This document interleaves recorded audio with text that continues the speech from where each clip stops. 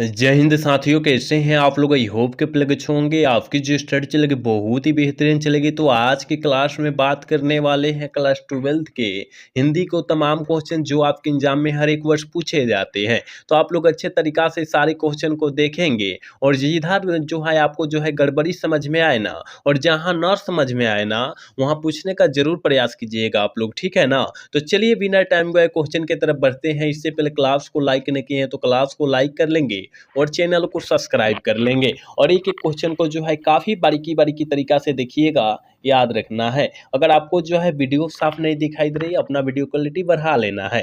कहा जा रहा है नूतन ब्रह्मचारी किनकी रचनाएं काफ़ी ज़्यादा इंपॉर्टेंट है, मतलब बहुत ज़्यादा इंपॉर्टेंट क्वेश्चन है, याद रखिएगा। तो नूतन ब्रह्मचारी जो है ना, ये बालकृष्ण भट्ट जी की रचना है, याद रखिएगा। करेक्ट ऑप्शन सी हो जाएगा। आप याद रखिएगा, हम लोग जितना क्वेश्चन साइड से भी बतलाएंगे ना उस क्वेश्चन को अच्छे से याद रखिएगा। जयप्रकाश नारायण के बचपन का नाम क्या था? तो बचपन का जो नाम हुआ था बाउल था, और बड़े होने पर लोकनायक के नाम से भारत की जनता जानने लगी, पता है ना। आप याद रखिएगा सारे क्वेश्चन को, ठीक है। कहा जा रहा है बर्नार्ड शॉ ने नर को क्या माना था? अहेर माना था। क्या माना था? अहेर माना था, याद रखिएगा। 3 का ऑप्शन करेक्ट बी होगा, याद रखिएगा।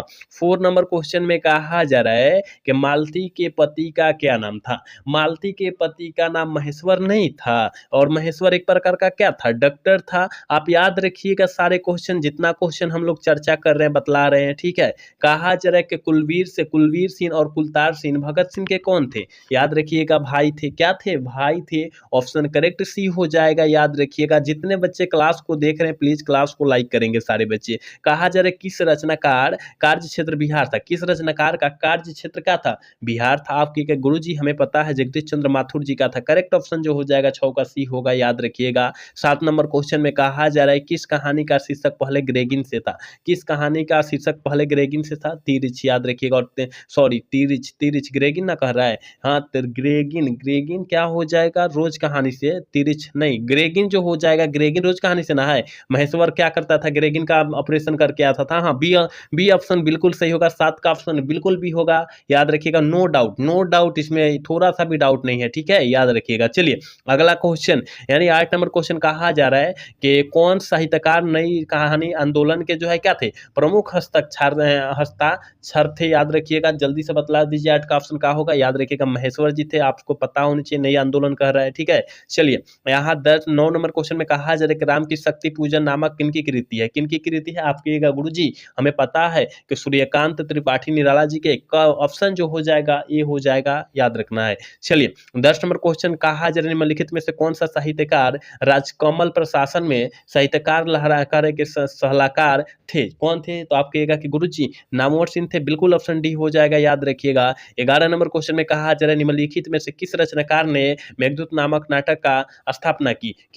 मेघदूत, मेघदूत, ठीक है ना। देखिएगा यहाँ क्वेश्चन में कुछ पकड़ने का प्रयास कीजिएगा आप, ठीक है। तो आप कहिएगा कि गुरुजी हमें पता है कि 11 का ऑप्शन बी हो जाएगा, ओम प्रकाश वाल्मीकि जी थे। करेक्ट ऑप्शन बी होगा, याद रखिएगा। आप एक एक क्वेश्चन को खाली बारीकी से देखते जाइए, ठीक है। कहा जा रहा है जूठन पाठ शीर्षक आत्मकथा के लेखक के भाइयों का नाम क्या था? जल्दी बतलाइए क्या था? दोनों भाई का नाम क्या था? आप कहिएगा कि सर जसवीर और जनेश्वर था। बिल्कुल ऑप्शन बी होगा, याद रखिएगा। चलिए 13 नंबर क्वेश्चन में कहा जाए थानू किन की कहानी की पत्रा है? थानू जो है किन कहानी की पत्रा है? आप कहिएगा कि गुरुजी हमें पता है कि त्रिच कहानी की पत्रा। बिल्कुल ऑप्शन डी होगा, याद रखिएगा। अगला क्वेश्चन की तरफ बात करते हैं, और 14 नंबर क्वेश्चन में कहा जाए निम्नलिखित में से कौन सी रचना मलय जी की नहीं है? कौन सी रचना जो है मलय जी की नहीं है? आप कहिएगा कि गुरुजी हमें पता है कबूतर कबूतर जो है मलय जी की रचना नहीं है, ये जो है उदय प्रकाश जी की रचना है। किनका? उदय प्रकाश जी की रचना है, आप याद रखिएगा, ठीक है। आप अच्छे से सारे क्वेश्चन को समझिए, जितना एक्स्ट्रा बतला रहा है उस क्वेश्चन को भी अच्छे तरीके से समझिए। कह रहा है कि दत्तात्रेय के दुख किनकी रचना है? दत्तात्रेय के दुख किनकी रचना है? किस लेखक की रचना है? आप कहिएगा कि गुरुजी हमें पता है उदय प्रकाश जी की रचना है। करेक्ट ऑप्शन सी होगा, याद रखिएगा। 16 नंबर क्वेश्चन में कहा जाए जय कृष्णमूर्ति का जन्म किस राज्य में हुआ था? जय कृष्णमूर्ति यानी युद्ध कृष्णमूर्ति का जन्म किस राज्य में हुआ था? बिल्कुल बिल्कुल बिल्कुल ऑप्शन जो हो जाएगा क्या होगा? 16 का ऑप्शन बी, बिल्कुल आंध्र प्रदेश, याद रखिएगा। 17 नंबर क्वेश्चन में कहा जा रहा है कि मलिक मोहम्मद जायसी किस काव्य परंपरा के कवि थे?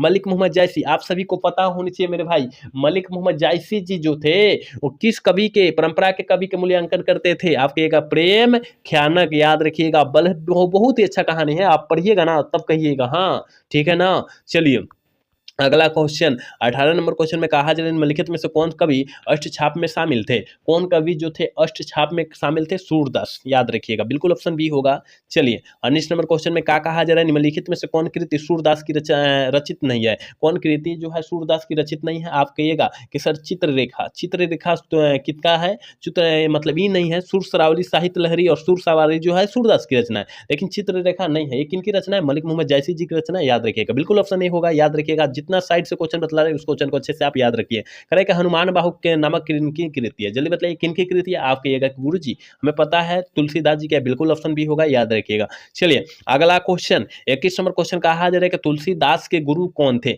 जल्दी से बतला दीजिए कि तुलसीदास के गुरु कौन थे? नरहरिदास नहीं थे, बिल्कुल ऑप्शन सी होगा, याद रखिएगा। चलिए 22 नंबर क्वेश्चन में कहा जा रहा है निम्नलिखित में से कौन कवि राम भक्त थे? कौन कवि जो थे राम भक्त थे? आप कहिएगा कि नाभा दास, बिल्कुल ऑप्शन जो हो जाएगा 22 के डी होगा, याद रखिएगा। चलिए यहाँ 23 नंबर क्वेश्चन में कहा जा रहा है भूषण किस काल के कवि थे? भूषण जी किस काल के कवि माने जाते हैं? रीति काल के कवि नहीं माने जाते हैं, बिल्कुल ऑप्शन सी होगा, याद रखिएगा। 24 नंबर क्वेश्चन में कहा जा रहा है भूषण को कवि भूषण की उपाधि किसने दी? भूषण जी को कवि भूषण की उपाधि किसने दी? कहिएगा कि राजा रुद्र शाह के द्वारा दिया गया था, याद रखिएगा, बिल्कुल ऑप्शन बी होगा, याद रखना है। सारे बच्चे इन क्लास को लाइक नहीं किए, ठीक है, सारे बच्चे क्लास को लाइक कीजिए। चलिए अगला क्वेश्चन कविता का आरंभ जयशंकर प्रसाद ने किस भाषा में किया? कविता का लेखन का आरंभ जो है किस भाषा में जयशंकर प्रसाद किए थे? ब्रज भाषा में किए थे, बिल्कुल 25 का ऑप्शन ये हो जाएगा, याद रखिएगा। अगला क्वेश्चन की तरफ बात करते हैं और अगला क्वेश्चन का आंसर सारे बच्चे टिक आउट करेंगे। कहा जा रहा है इंदु नामक पत्रिका का प्रकाशन किसने किया? जल्दी बतलाइए पत्रिका का प्रकाशन जो है किसने किया? क्या होगा? अंबिका प्रसाद ने किया था, बिल्कुल ऑप्शन बी होगा, याद रखिएगा।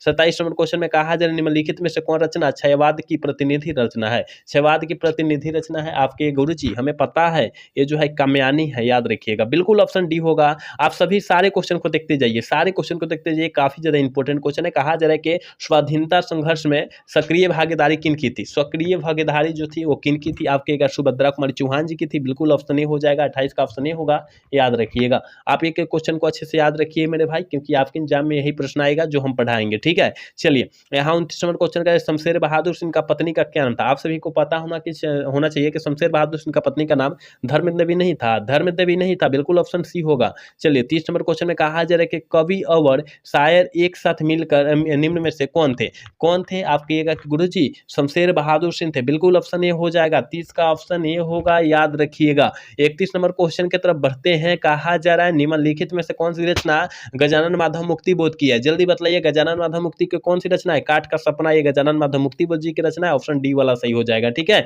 चलिए अगला क्वेश्चन कह रहा है कि हरचरना किनकी प्रतिनिधि है? काफी ज्यादा इंपॉर्टेंट है और 2026 में यही प्रश्न जो है हूबहू जो है ना वो छप जाएगा, तो छप जाएगा, ठीक है। तो हरचरना जो है किसका जो है प्रतिनिधि माना जाता था? याद रखिएगा आम आदमी का, ठीक है, ऑप्शन करेक्ट हो जाएगा, याद रखना है। चलिए 33 नंबर क्वेश्चन में कहा जा रहा है कि रास्ता इधर से है रचना किनकी है? रास्ता इधर से है रचना किसकी है? रघुवीर सहायक जी की है, बिल्कुल ऑप्शन बी हो जाएगा, 33 का ऑप्शन बी होगा, याद रखिएगा। 34 नंबर क्वेश्चन की तरफ बात करते हैं। कहा जा रहा है इंदिरा गांधी कृषि विश्वविद्यालय में करे के एसोसिएट प्रोफेसर के पद पर कौन कवि कार्य करते थे? कौन कवि जो है कार्य करते थे? विनोद कुमार शुक्ल। कौन करते थे? विनोद कुमार शुक्ल करते थे, बिल्कुल ऑप्शन बी होगा, याद रखिएगा। सारे बच्चे याद रखने का प्रयास करेंगे। निम्नलिखित में से किस कवि को दमयंती मोदी कवि शेखर सम्मान प्राप्त हुआ था? किस कवि को हुआ था? आप कहिएगा कि विनोद कुमार शुक्ल को ही हुआ था, ऑप्शन बी वाला सही होगा, ठीक है। चलिए यहाँ 36 नंबर क्वेश्चन में कहा जा रहा है कि बिहार लोक सेवा आयोग का चयनित होकर काराधीक्षक के पद पर किस कवि ने कार्य किया? काराधीक्षक क्या करा है? काराधीक्षक, काफी ज्यादा इंपॉर्टेंट क्वेश्चन है, आप याद रखिएगा। काराधीक्षक कहाएगा ज्ञानेंद्र पति किए थे और यह जो है गांव का घर पाठ से लिया गया। ये जो है ना काराधीक्षक जो है गांव का घर पाठ से लिया गया, आप याद रखिएगा। चलिए अगला क्वेश्चन यानी 37 नंबर क्वेश्चन कहा जा रहा है कि 1870 से 90 के बीच लगभग 300 से कहानियां ऊपर कौन लिख चुके थे? 300 लगभग कहानियां कौन प्रकाशित कर चुके थे? आप सभी को पता होनी चाहिए, शायद ये क्वेश्चन हम बतला चुके हैं आप सभी को कि गाइडी मोपासा जो है 20 साल में जो है 300 से भी अत्यधिक जो है कहानियां लिख चुके थे, ठीक है, याद रखिएगा। करेक्ट ऑप्शन जो हो जाएगा सी हो जाएगा, आप याद रखिएगा। चलिए अगला क्वेश्चन 38 नंबर क्वेश्चन में कहा जा रहा है कि अफ्रीकी देश कांगो में किस लेखक का जन्म हुआ था? किस लेखक का जन्म हुआ था? हेनरी लुपेज जी का जन्म हुआ था, बिल्कुल ऑप्शन बी होगा, याद रखिएगा। चलिए 39 नंबर क्वेश्चन में कहा जा रहा है मृत्यु के कुछ समय पहले स्मृति साफ बहुत साफ हो जाती है। यह पंक्ति शीर्षक कहानी की है। किस कहानी से है? मृत्यु मृत्यु साफ बन के निकल जाती है। पूरा सत्य बात है, यह पूरा सत्य बात है। तो उसने कहा था पाठ से लिया गया है, याद रखिएगा। 40 नंबर क्वेश्चन की तरफ बात करते हैं। कह रहे घ का उच्चारण स्थान क्या है? देखिए क ख घ मतलब ये में का कौन है ना, कौन हुआ है ना, तो क्या मार देना है? कंठ मार देना है, कंठ मार देना है, कंठ याद रखिएगा। 40 का ऑप्शन ही हो जाएगा, याद रखिएगा। चलिए कहा जा रहा है 41 नंबर क्वेश्चन में कि गाय का संधि विच्छेद क्या होता है? गैज और अक, गैज और अक कहाँ दिया है? देखिए तो ऑप्शन बी में नहीं दिया है, 41 का ऑप्शन बी नहीं होगा, याद रखिएगा। चलिए 42 नंबर क्वेश्चन करें कि नामक करे कि नमक का विशेषण क्या होता है? नमकीन नहीं होता है। नमक का विशेषण नमकीन नहीं होता है। भारत का भारतीय नहीं होता है। इतिहास का ऐतिहासिक नहीं होता है। समाज का सामाजिक नहीं होता है। जात का जातीय नहीं होता है। सारे याद रखिएगा क्योंकि आपके एग्जाम में आया हुआ प्रश्न था, आप लोग अच्छे से याद रखिएगा। एक पूछा जाता है पर्वत का, पर्वतीय नहीं होगा। पर्वत का विशेषण क्या होगा? पर्वतीय होगा। आप सारे याद रखिएगा, जितना एक्स्ट्रा बतला रहे हैं उस सारे क्वेश्चन को याद रखिएगा। चलिए 43 मिनट क्वेश्चन करें कि सरोवर शब्द का संधि विच्छेद क्या होगा? सरजोर वर, सरजोर, सरजोर वर होता है, याद रखिएगा। ठीक है ना, ऑप्शन क्या डी वाला सही होगा, 43 का ऑप्शन डी होगा, याद रखिएगा। क्या होगा 43 का ऑप्शन? याद रखिएगा सरजोर वर, सर जोरवर सही है, ऑप्शन डी वाला सही है। चलिए यहाँ 44 नंबर क्वेश्चन में कहा जा रहा है निम्नलिखित में से कौन शब्द द्वंद समास का उदाहरण है? देखिए जहाँ हाइफन दिखाई दे वो द्वंद समास का, लेकिन कहिएगा कि सर यहाँ हाइफन कहाँ दिखाई दे रहा है? तो यहाँ पर जो हो जाएगा सी और पर्वतीय अलग अलग नहीं होगा का? बिल्कुल होगा, इसलिए ऑप्शन ए वाला सही होगा। 44 का ऑप्शन करेक्ट ये हो जाएगा, याद रखिएगा। 45 नंबर क्वेश्चन में कहा जा रहा है पसेरी शब्द कौन सा समास है? पसेरी, 5 शेर वाला, 5 शेर वाला, जहां संख्या आ गया वहां द्विगु समास मार देंगे। ठीक है, ऑप्शन जो हो जाएगा सी हो जाएगा, याद रखिएगा। चलिए यहाँ 46 नंबर क्वेश्चन कह रहा है कि विराम शब्द में कौन सा उपसर्ग है? B V V. आपके गांव में विकास हुआ है, आप पता है ना, आप पढ़े हैं, ये मिनसवा जो है बड़ी वायरल होता है। आपके गांव में विकास हुआ है, हाँ, आपको याद पड़ गया होगा। तो ना ना विकास नहीं हुआ है ना। तो ऑप्शन क्या हो जाएगा? बी हो जाएगा 46 का, याद रखिएगा। चलिए अगला क्वेश्चन 47 नंबर क्वेश्चन कहा है कि अपयश शब्द में कौन सा उपसर्ग है? अप जो हो जाएगा उपसर्ग हो जाएगा, क्या होगा? अप जो हो जाएगा उपसर्ग हो जाएगा, बिल्कुल ऑप्शन सी होगा, याद रखिएगा।